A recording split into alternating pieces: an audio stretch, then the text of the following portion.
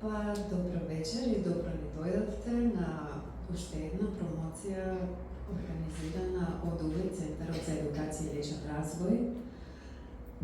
Искрено, посебно сум горда на овој настан, затоа што навистина требаше многу труд и време да се реализира преводот на едно вакво маестрално дело, еден учебник без кој ниту еден гешталтерапевт мислам дека не е комплетен терапевт, без она се што го има во оваа книга. И не мора да бидете психотерапевти за да посакате да ја читате оваа книга, и тоа како е применлива за секој што барем малку прави обиди да види како може поинаку да се функционира, како може подобро, како да бидеме свесни за тоа како функционираме и можеби зошто баш така, како правиме избори, и верувам дека многу други прашања ќе ви поттикне оваа книга и ќе ве мотивира да се запознаете себе си подобро. Па мислам дека повеќето или сите ме знаат мене и Данче веќе и Фики, ама пак еве на кратко ќе се представиме. Значи, јас сум Розета Паскали, управител и главен тренер во Центарот за едукација и личен развој УВИД. Гешталтерапевт веќе долги години, член на Европската асоциација за гешталтерапија, професор на факултетот на МИТ, што друго се и многу други активности, но сега ми е најдрага можеби оваа улога во центарот, во мојот Центар за едукација и личен развој, каде што навистина многу ми се промени животот откако решив да почнам со приватна пракса, за разлика од претходно каде што следев некој систем општествен кој налага работно време од 8 часа во државна институција со разни шефови и директори кои имаат сосем различно мислење од моето и баш ми беше тешко да функционирам таму. И решив дека е време за промене и така и почнав со центарот и со едукациите за гешталт психотерапија. И наистина сум благодарна на себе што се погрижив за себе. И тоа е нешто што секако се учи во текот на едукацијата, како да се грижиме за себе си. Особено гешталтерапијата, мислам и многу други тераписки правци некако не насочуваат кон тоа да видиме како функционираме, но баш гешталтерапијата е посебно насочена кон работа со емоциите и да видиме како се чувствуваме, што правиме за себе, за да така се чувствуваме, колку се грижиме за себе и како сме го научиле тоа, дали е тоа нешто за нас добро или може поинаку. Тоа е една од темите исто така во оваа книга.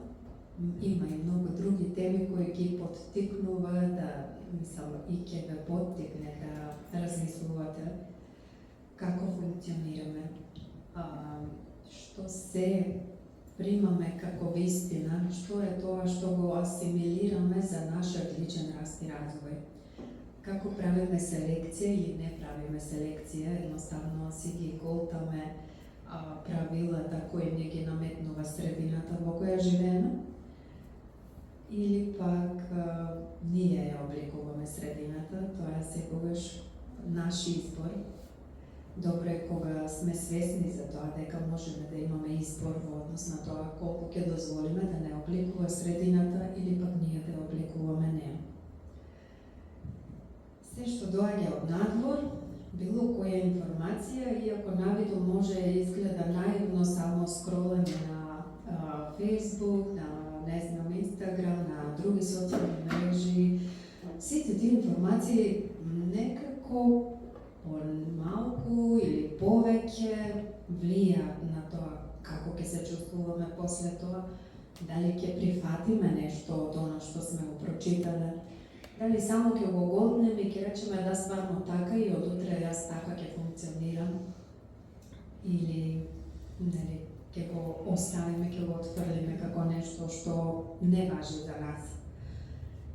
Убаво е кога ќе станеме свесни колку влијае околината на нас и колку ние го дозволуваме тоа. Сето тоа секако е дел од процесот на личен раст и развој кој трае доживотно. Не значи дека тие што завршиле едукација за гешталт терапија дека завршиле со личниот раст и развој, напротив, и тоа како многу учиме од клиентите понатаму со кои работиме. И тоа како се спознаваме себе си, помагајќи им на нив да се запознаат себе си секако. Еве вака некој краток вовед за она што значи гешталт терапија и дел од овие работи што ги кажавме мотивира да почнам со превод на оваа книга, иако преводот го почнав многу одамна, додека јас бев во едукација за гешталт терапија, тоа беше пред отприлика 15 години веќе. Кога јас одев кај мојот тренер Билјана Копрова, таа е во пензија. Многу сум ви благодарна за оно што го научив од неа и што ме мотивираше да останам со гешталт терапијата. Уште тогаш, заинтересирана за овој психотераписки правец, некаде до пола, отприлика, бидејќи во два дела е поделена книгата, ќе видите кога ќе ја читате. Првиот дел го преведов и некако после дојдоа некои промени во животот кои не ми дозволија да одвојам доволно простор да се доврши ова дело и 15 години стоеше во мојот компјутер како незавршена работа, а знаеме сите од гешталт терапија дека незавршените работи, тоа како црпат до некаде енергија, имаат некакво влијание на тоа како функционираме денес. Кога имаме многу незавршени работи, па баш некако не сме задоволни. Кога ги завршуваме работите, оставаме простор да почнеме и нешто ново. Па така и ова дело, што овде денес ќе биде достапно за вас, еве, нели, го биде светлото на денот, што би рекле, со помош на мојата идна колешка, гешталт терапевт во едукација, Данча Белов, која ми помогна, нели, да го завршиме целиот материјал, посебно за вториот дел, кој и тоа како е потежок за преведување, затоа што навистина треба познавање на оваа проблематика, не само познавање на англискиот јазик, туку точно и терминологијата и смислата на терапијата и познавање на размислувањето на авторите кои се на оваа книга. Едноставно треба да се внесете и да имате и тоа како големо искуство, за да сето тоа се доближи до читателот, да биде разбирливо, да биде соодветно преведено. Тоа наистина беше тешка работа, бидејќи таков е стилот, можеби, на овие автори, каде што имаше, например, реченици по 10 реда, каде што една реченица има само 10 реда и додека сватиме, нели, смислата на сето тоа, баш одземаше многу време и речи си од кога почнавме, не знам, од така, отприлика околу 8 месеци, значи само за вториот дел, првиот дел нели беше претходно, но и тој секако го поминавме и го адаптиравме да биде, нели, компатибилен на вториот дел. Многу сум благодарна што воопшто дојде кај мене на едукација, што те запознав и што иако имав мотивација, добив и поддршка да тргнеме заедно на овој пат со преведување на книги. Ова е втора книга која заедно ја преведуваме со Данча. Првата книга јас ја преведов лани, гешталт поврзана исто со гешталт терапија, работа со рутината во психотерапијата и таа веќе е во продажба, што главни во промоцијата беше во мај. Потоа следеше заедничкиот труд автобиографијата на Перлс, затоа што сметавме дека е тоа едно важно дело кое треба да го има во едукативниот материјал, во задолжителната литература на сите кои се дел од едукацијата за гешталтерапија. Така, затоа што е многу важно да токму од автобиографијата може да се види комплетниот живот, начинот на размислување, начинот на функционирање, колку всушност се разголува пред публиката Перлс и колку тоа го прави без пардон. До некаде многу храбро, а од друга страна пак охрабрува и некој друг да го направи истото, да проба да биде искрен пред другите, да си ја разголи душата на некој начин и да се растраши, да види дека можеби не е толку страшно како што изгледало и како што можеби до сега сме се воделе според нашите искуства како деца, каде што можеби не сме поминале најдобро кога сме биле искрени и отворени, можеби сме биле повредени, навредени или не сватени едноставно, отфрлени можеби. Сите тие непријатни искуства доведуваат до тоа баш да некако се оддалечуваме од другите, да се затвараме на некој начин, да сме не толку достапни кон другите. Но токму овој авторот на гешталтерапијата ни дава поттик да се охрабриме и да го направиме тој чекор, да прифатиме дека сме веќе возрастни и дека веќе можеме да се грижиме самите за себе и дека е во ред да покажеме како се чувствуваме, да ги покажеме нашите потреби, нашите размисли, начинот на кој функционираме. Баш да се покажеме пред другите. Во оваа книга има и многу вежби кои ќе ве мотивираат токму тоа да го правите. Може би сами дома за почеток, а потоа може би ќе ги направите и со блиските надвор, некаде во непознато може друштво, но токму тие вежби ќе ве мотивираат да видите дека може и поинаку. Да ве мотивираат да ги преиспитате границите кои си ги поставувате во однос на себе и мојата околина, да ги преиспитате сите тие стеги кои си ги поставувате внатре или надвор во однос на себе, критика или кон другите. Се надевам дека ќе ве поттикне сето тоа да го размислите, да го преиспитате, да се запознаете себе подобро. Еве, јас вака почнав.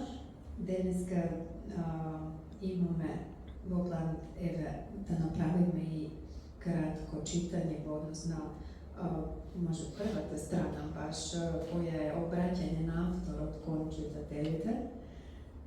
Тоа не го подготви Данчеве, а потоа може да продолжиме со дискусијата книгата.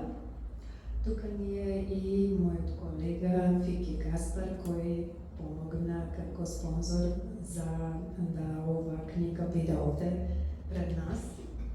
Имаме и уште двајца спонзори, Ксенија Зец и Билјана Симцот. Ви благодарам и на вас многу.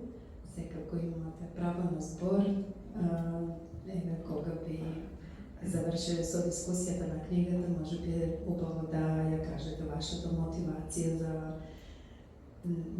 за започнување со ваква едукација, за интересот за гешталтерапијата и за вашата мотивација да ни помогнете да имаме што повеќе достапни книги на македонски јазик. Па сега ќе го предадам микрофонот на Данче да продолжи нешто што ни спремила, а може прво да ми се представи. Фала Розе.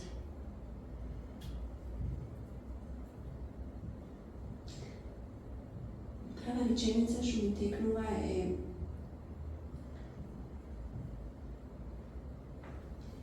како ти си мојот гешталт. Вау. Тоа што го кажа ти за Госпела Копрова, едноставно ти мене ми беше моите крила, мојот сопруг ми беше моите темели, да не беше он, немаше да останам уопште во Македонија. Љубовта спрема некој, неговата љубов спрема мене и разбирањето и подршката и пред се слободата ми беа темелите, меѓутоа ти ми ги даде крилата. Јас мислам дека последниве 3 години од кога сум во гешталт едукација, јас се најдов себе си. Затоа и ти си мојот гешталт. Ти благодарам. Стварно ти благодарам за тоа. И ова што правам за преведувањето е навистина да бидам и дел од тебе, дел од твојот сон, делот од гешталтот кој сакаш да го изградиш како аманет на општеството. Самиот збор аманет си го сакам, legacy. Секогаш кога ќе дојдат клиентите кај мене, кога ќе ме прашаат како да најдам која е мојата цел, која е поентата на животот. И секој пат им биа, добро, кога ќе умреш, сите ќе умреме секако. По што ќе те паметат? Што ќе оставиш кога ќе те нема? А ти имаш многу убаво наследство да оставиш. И јас сакам да сум дел од тоа наследство, иако исто и со сопругот се трудиме и наше наследство да оставаме позади нас, наша собствена школа, меѓутоа замислете каква би била комбинација на спиритуалното со психотерапија, заедно со емоционалното и заедно со физичкото исцеление на човекот. Да имаме една Перфектно. да, Комплетен гешталт. комплетен гешталт. Ние го нудиме спиритуалното, со тебе психолошкото, секој за себе емоционалното и општеството материјалното. Замислете каква школа тоа би било. И како што рече, и јас никогаш не се најдов да работам за газда, некој да ми кажува што да правам, како да правам, премногу имам свој темперамент, да имам своја автентично јас, што научив да го зборам. Дури во втора година едукација јас почнав да зборувам. Знаеме за дека цела прва година не зборев ништо, само слушав. Наверојатно си го практикував она кое го предавам. Целата моја школа ја практикува уметноста на слушањето. Наверојатно јас прво научив да слушам, а тоа е нешто и Перлс, што вели во неговото писмо, со кое се обвраќа на читателите за слушањето, уметноста на слушањето, кога слушнав дека не сум сама, кога почувствував и дома од мојот сопруг дека не сум сама, кога почувствував и дома на гешталт едукација дека не сум сама, ми требаа 3 години дома за да знам дека не сум сама. И сега, 4-та година од едукација, можам комплетно да се предадам на преводи, на пишување на книги кои ќе ги оставам во наследство. Бидејќи мислам дека ништо подобро од филозофија, од school of thought, од мудрост, не можеш да оставиш позади себе. Мудроста никош няма да исчезне. Сите се уште се сеќаваме на Аристотел, на Платон, Кант, Перлс. После неговата биографија, никогаш нема да ми излезе од мисли. Ќе го памтам. Ќе памтиме многу луѓе, многу писатели, кои никогаш нема да ги забораваме. И таков писател, таков преведувач сакам и да сум јас. Кога бев прва година, кога почнав да зборам, кога Роза ме праша која те е целта, и реков, сакам да ме пишува во учебници. Може би никогаш няма да бидам професор или нешто тако, ама сакам да напишувам во учебници. Сакам да ја поттикнам повторно уметноста на филозофирање, уметноста на преводи на филозофски расправи, како што е целиот втор дел. Како што рече Розе, мора да знаеме како размислувале, што јаделе, што правеле, нивниот јазик. Сите се германци, секако ми помогне тоа што ја познам германската култура и знам германски јазик, за да можам точно да знам како размислуваат. Има одошла една многу добра книга и The Shoe Fits. Така да во оваа книга The Shoe Fits. И би сакала веќе кога разговараме за уметноста на слушањето да ви прочитам и во едно постаро издание. Секако има многу изданија на книгава што ја преведовме. Во едно постаро издание најдов белешка од авторот, каде што Перелс после 20 години збори за оваа книга. И тој вели: дури сега гешталт терапијата созрева и постои во незиното најзрело доба, иако оригиналното сценарио за нејзе го напишав пред околу 20 години. Годините кои од тогаш поминаа родија многу промени, како социјални, општествени, така и психолошки. Но како и да е, гешталт експериментите вклучени во ова дело се исто толку валидни сега, колку што беа и тогаш, на почетокот, кога држевме часови, внимавате како вели, кога држевме часови за ширење на свесноста. Значи, Перелс, својата филозофија, својата ука, на почетокот ја вели ширење на свесноста. Но како и да е, во меѓувреме генералниот акцент се промени од идеја за терапија во гешталт концепт на раст. И сега сваќам дека неврозата не е болест, туку една од многуте симптоми на стагнација на растот на една личност.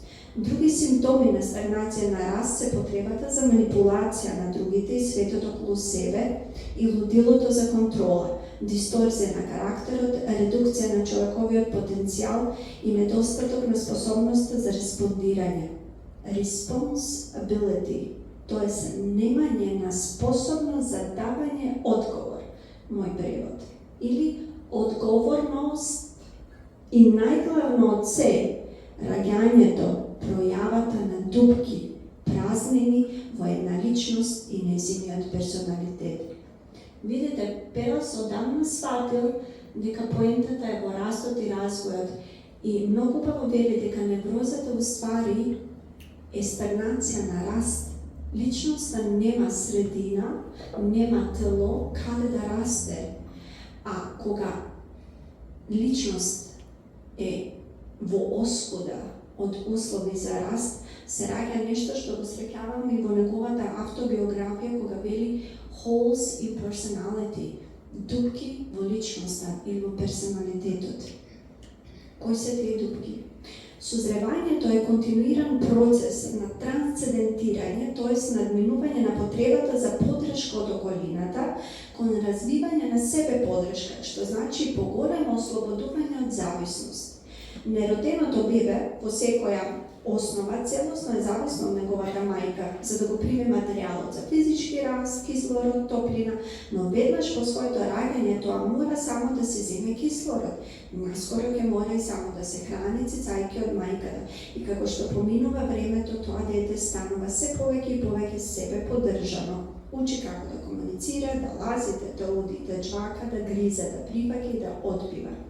И така развојот на детето продолжува и тоа спознава еден дел од својот собствен потенцијал за постоење, тоа е себедствување.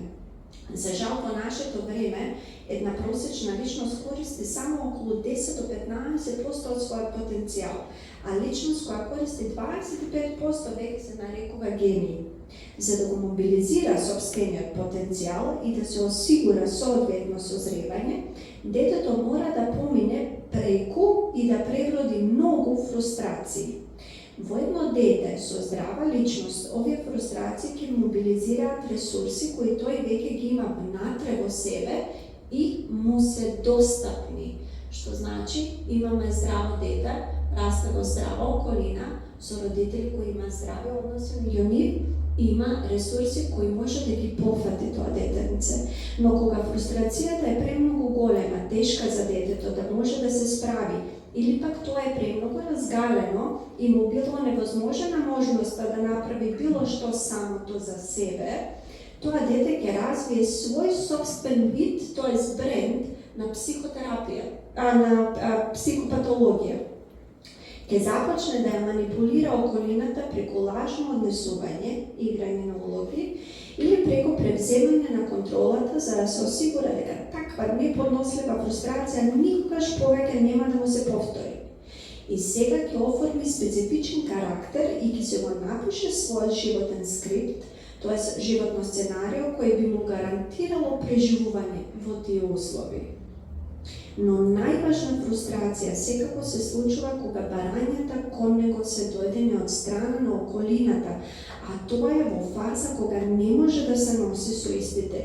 Кога, например, му се зборува на јазик и на начин со концепти абстракти, кои тоа не може да ги разбере, бидејќи во таа фаза од својот развој тој размислува само преку конкретни термини и слики. И во вакви услови и во оваа фаза од својот развој детето би можело да развие чувство дека е целосно глупаво. И во ваков случај неговото животно сценарио ќе бара да пронајде многу високо интелектуална компензација со секако вид на интелектуализација. Тоест ќе мора да биде најдобар и најсовршен во се за да докаже дека не е глупаво. А во основата на себе ова и на сите овие растројства и дисторзии е барањето поставено од околината да тоа дете биде нешто што не е. Барањето да се актуализира некаков си идеал кој се бара од него, но не и да биде она што тоа вистински автентично е. И детето постанува растргнато и тогаш дел од неговиот потенцијал му е оттуген, репресиран, тоест поттиснат или проектиран, а некои други квалитети пак му се додадени, како лажно однесување, барање да се воздржува и да се себе контролира, да не се подржува себе си, да се уморува и да дава се од себе без било какво задоволство за возраст. И на крај оваа длабока поделба помеѓу нашето биолошко и општествено постоење не носи кон појава на се повеќе и повеќе дупки. Празнините, дупките се главна карактеристика на нецелосна личност, на нецелосен персоналитет. Некои од нас немаат срце, некои немаат интуиција, некои немаат нозе да застанат на нив, немаат гениталии, немаат очи или уши. Ако една личност има само дупки, онамо каде што другите имаат очи, таа наоѓа дека неговите очи се проектирани во околината и ќе живее живот каде постојано ќе биде премногу себе свесен за себе и прогонуван од идејата дека сите други го гледаат, дека го осудуваат, му се диват или го окривуваат баш него за себе. Но најлошата дупка, празнина, што една личност може да има е да нема уши. Ова најчесто се луѓето кои само зборуваат и очекуваат другите да ги слушат. Тие ги користат речениците на другите луѓе само како одскочна даска за да започне своја беседа и дали и до толку слушат. Но сигурно е дека тие никогаш не ги слушаат гласовите кои доаѓаат од нивната околина. Во најдобар случај знаат да ја абстрахираат содржината и да го задржат само она важното за нив и да останат на празно интелектуално ниво. Ние имаме една специфична поларност во нашето општество. Слушањето наспроти војувањето, тоа е скапката. Луѓето кои слушаат не се караат и не војуваат. И луѓето кои се караат и војуваат не слушаат. Ако само и двете завојувани страни, било тоа да е војна или брак или бизнис, ги отворат своите уши и научат да слушаат, ќе имаме и како значително многу помалку непријателства во секоја сфера од животот. И тогаш реченицата ти кажувам што ти треба, ќе биде заменета со те слушам што сакаш. И основата за рационална дискусија веќе ќе биде поставена. Но како да ги отвориме очите и ушите на светот? Јас сметам ова моја работа како мал дел од општествениот придонес кон решавање на овој проблем, која работа може да содржи и можноста за преживување на човештвото. Фредерик Соломон Перелс, август 1969, Covington Lodge, Канада, што го изгуглав е клиника за ментално здравје во Канада, од таму го напишал ова писмо. И токму ова писмо е прекрасен вовед за делово што стои пред вас, тоест пред нас. Во книгава се објаснува како да слушате. Книгата како мои зборови, како јас да го имам пишувано филозофскиот вториот дел. А експериментите се прекрасни и после 20 години неверојатно едноставни вежби, како гледање на една слика, како процес на јадење, процес на џвакање, толку многу објаснуваат како ние живееме, како по систем на ripple ефект да видиме што све си правиме на себе си. Токму овоа дело може да ви помогне да научите како да ги затварате вашите гешталти. И мислам дека е една од најбитните книги што секој гешталт психотерапевт мора да има прочитано, бидејќи како што писателката во еден вестник на Ралф Хеферлайн на епитафот напиша дека Ралф Хеферлайн бил дел од пишувањето на Библијата на гешталт психотерапијата. Би сакала избор това да кажем и за трите автора, т.е. за Фредерик Перелс, кажавме веќе многу кажавме во биографијата негова, Ралф Хеферлайн и Пол Гудман. Пол Гудман, мислам, после читањето на Што све бил, го обожавам човекот, иако е преминат, бил критичен на општеството. Мислам дека ако не би била писател и преведувач и гешталтист, би била критичен на општеството. И те како се занимава со социјалните проблеми и дури направил свој филозофски правец кој не е политички, туку е мисловен филозофски и навистина има прекрасни делови, посебно делот каде што опишува поезијата. Да ги сватите поетите, да ги сватите уметниците, кој како црта. Мислам дека после читањето на книгава веќе никогаш нема животот собствен да го доживеете на истиот начин. Дека навистина ќе ви се отворат очите, ќе ви се отворат ушите и нема да имате дупки.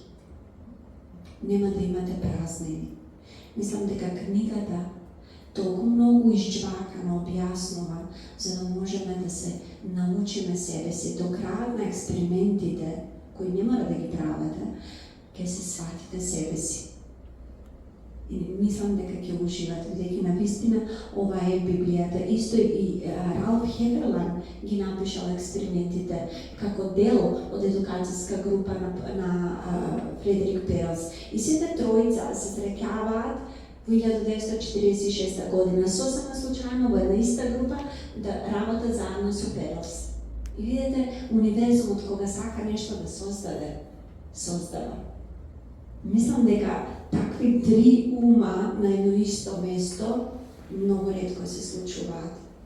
Овде ги имаме старите езотерични мудрости, овде имаме стар old school спиритуализам, овде имаме филозофија, овде имаме мудрост која иде како недостасува во нашето општество од 21 век. И се надевам дека новите образовни институции, вклучувајќи ги и приватни институции, што ги создаваме ние, ќе ја вратиме филозофијата како дел од мисловниот процес на секој жив човек.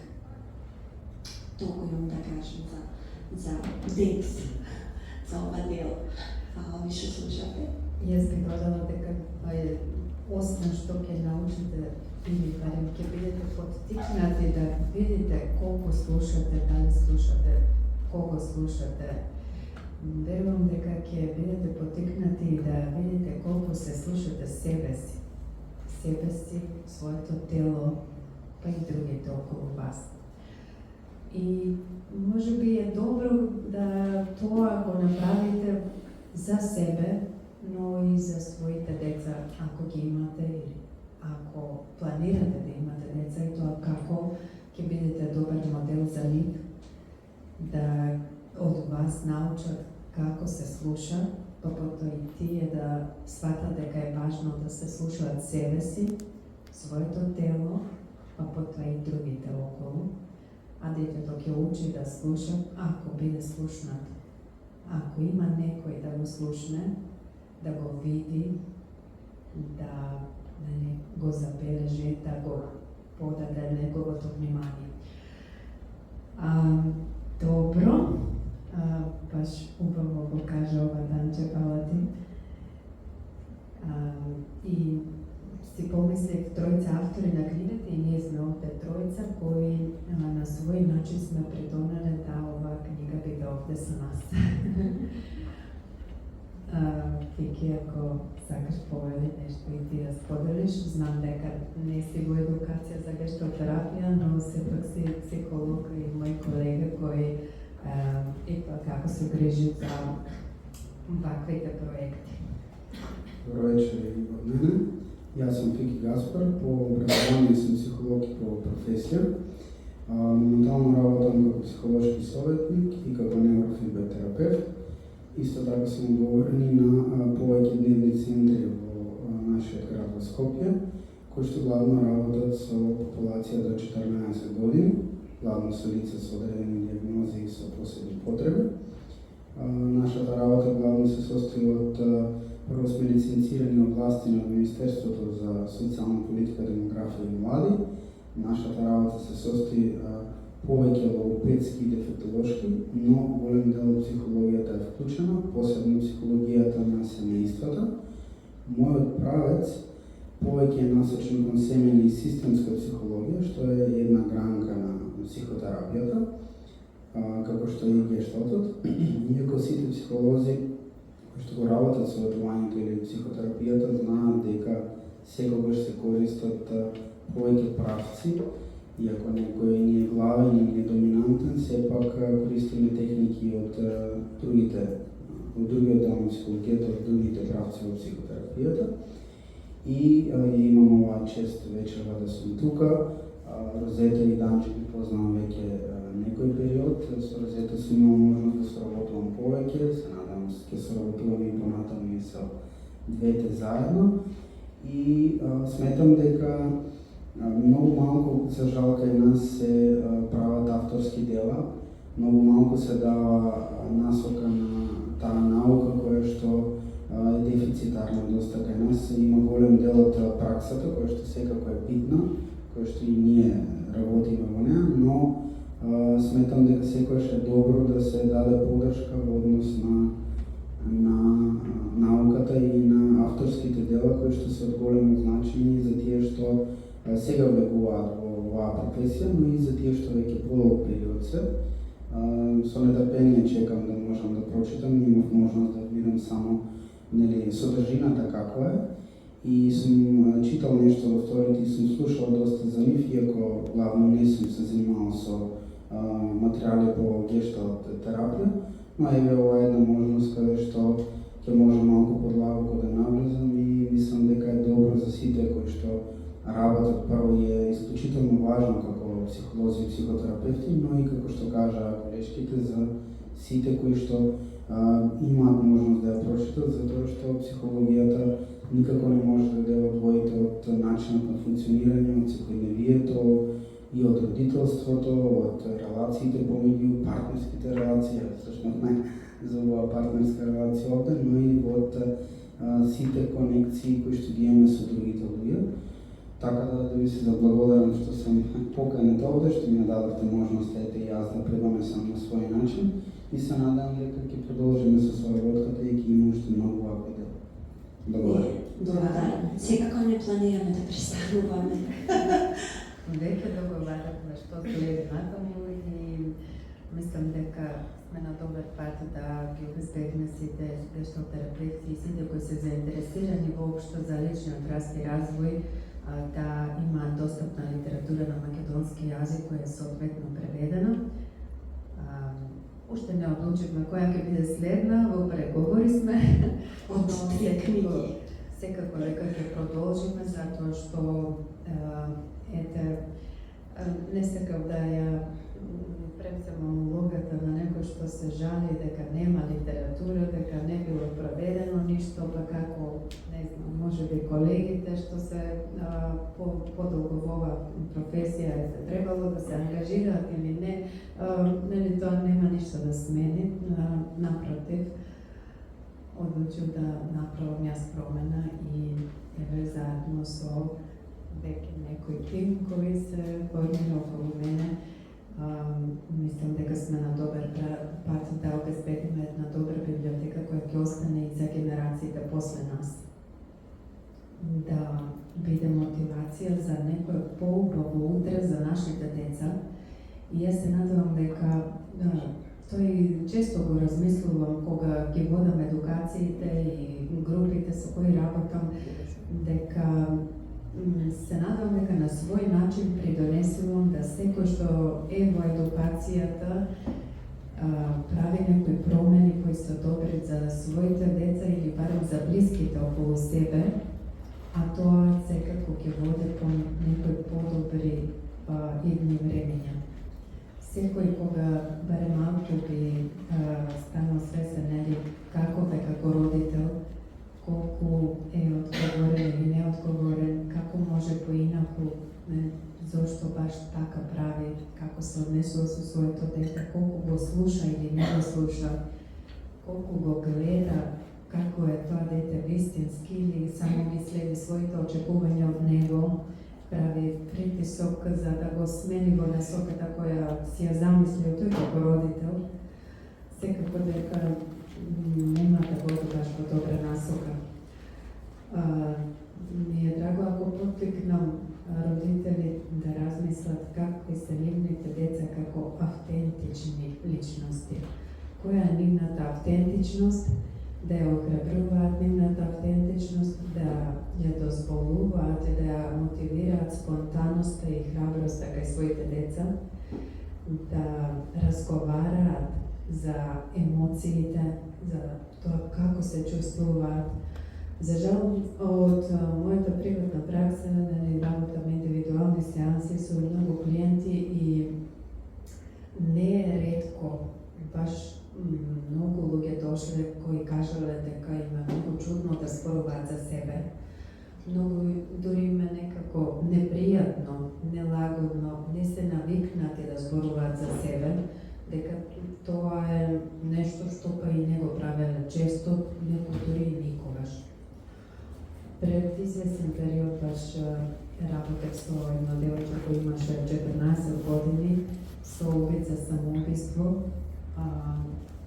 и кога дојде заедно со својата мајка и кога зборувавме за тоа што се случувало и како функционира како семејство, истото тоа го кажа, дека е многу чудно што зборува за себе, затоа што дома никогаш не се зборува за тоа. Не едноставно се нема време или се смета за неважно или е така научила родителите или во секој семејство може има различна причина зашто е тоа така, но тоа не е изговор, нели, кој треба да го искористиме и да останеме на тоа.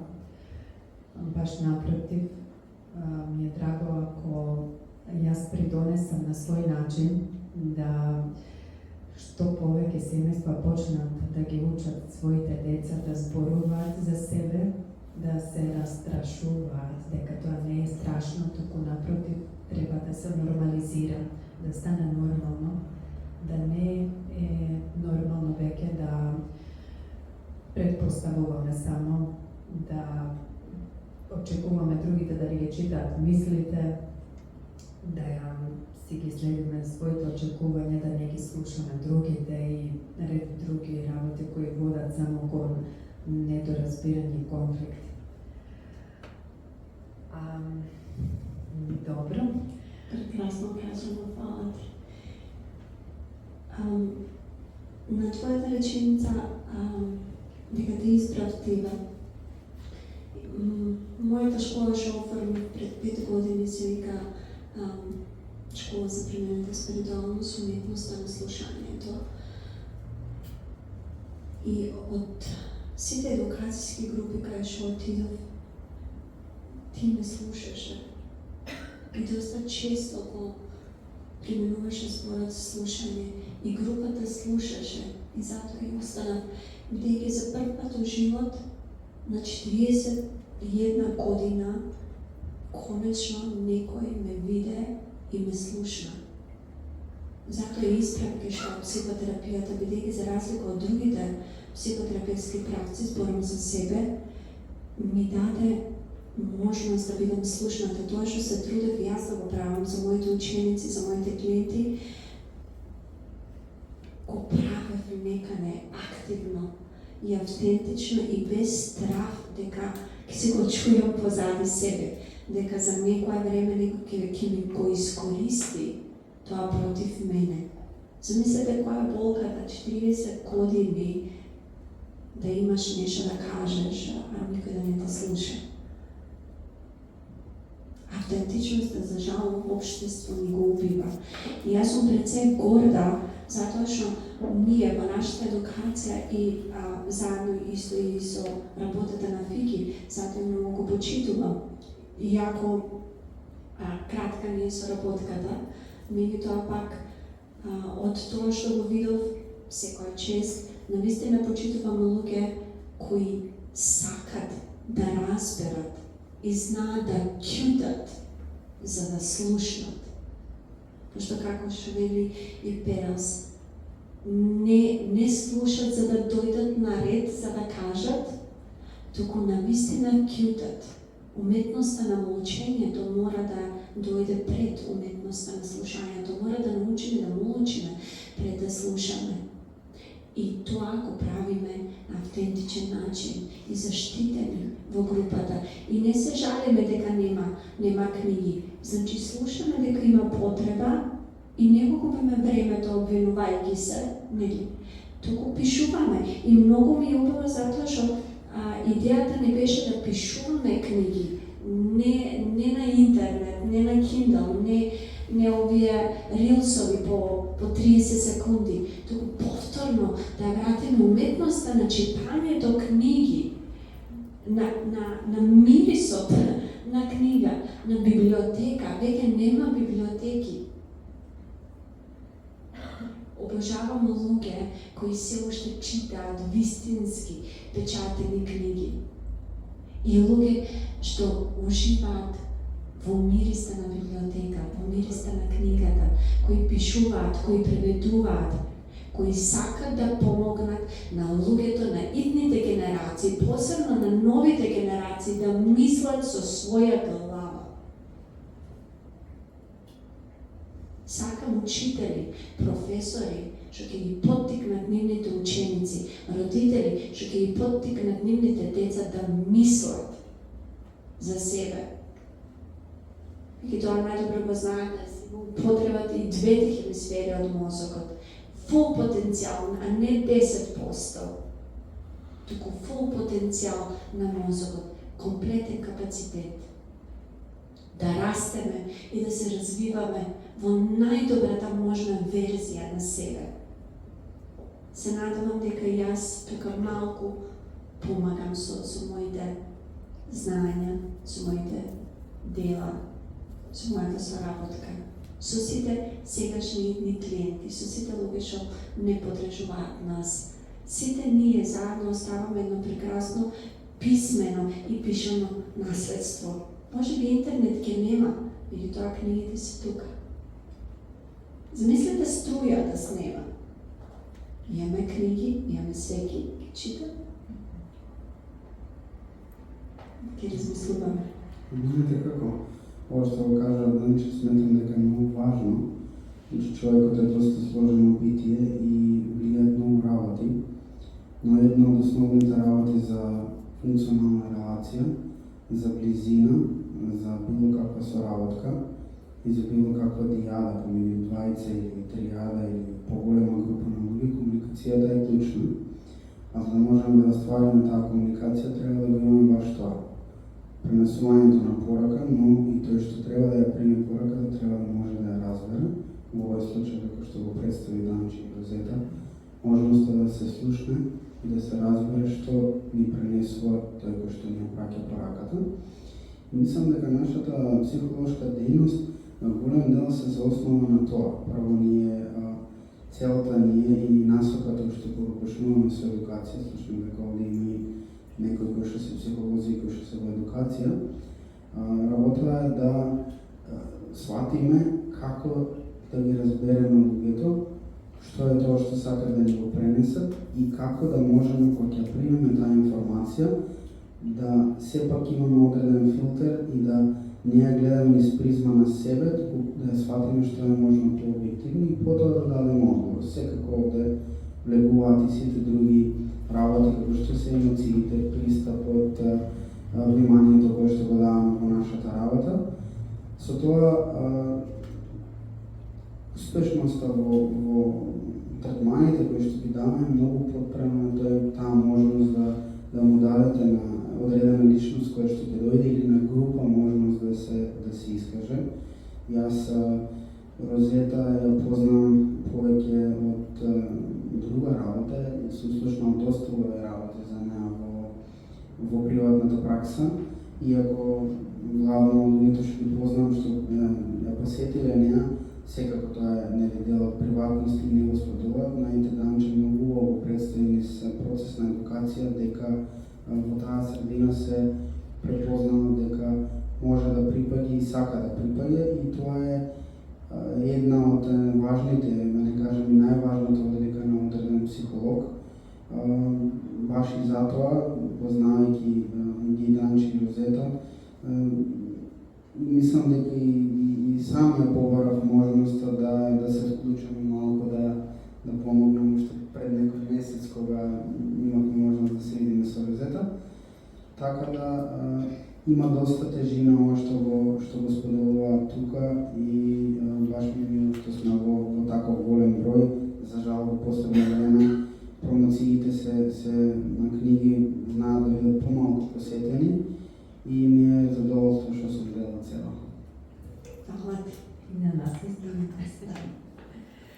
Добро, може накратко нешто ако сакат и нашите други спонзори да ни кажат збор два само, еве и после може ако има прашања да продолжиме со некои прашања и одговори, а после и да видиме каква е оваа книга.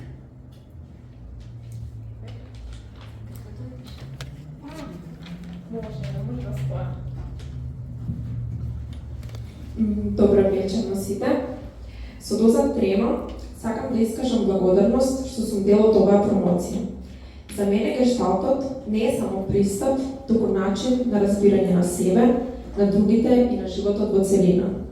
Преку индивидуалните сеанси научив да бидам поприсутна, да сум свесна за тоа што чувствувам и да не се плашам од своите внатрешни состојби.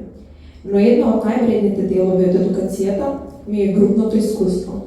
Таму, во контакт со другите, учам колку е лековито кога некој ќе те слуша. Голема благодарност во увид, каде што учењето се случува со многу посветеност, топлина и човечност. Посебна благодарност на мојата менторка Розета, чие водство ми помогна во запознавање со гешталтот. Вечерва се промовира книга која е значено дело за гешталтот, преведена со многу труд и љубов од Розета и Данче. Оваа книга е важен чекор за нашата заедница. Благодарам што ми дадовте можност да бидам дел од нешто што има смисла и значење. Само храбро во нови проекти. Благодарам.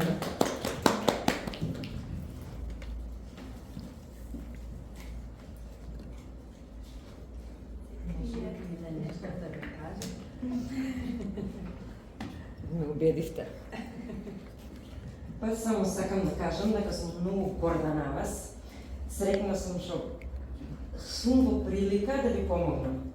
Да го стварате вашиот сон, а и сон најверојатно на многу идни терапевти, кои што книгата помогна нели да се едуцираат полесно на македонски јазик, чи браво за вас двете, само напред. Се надевам дека пак ќе можам да ви помогнам во иднина. Благодарам.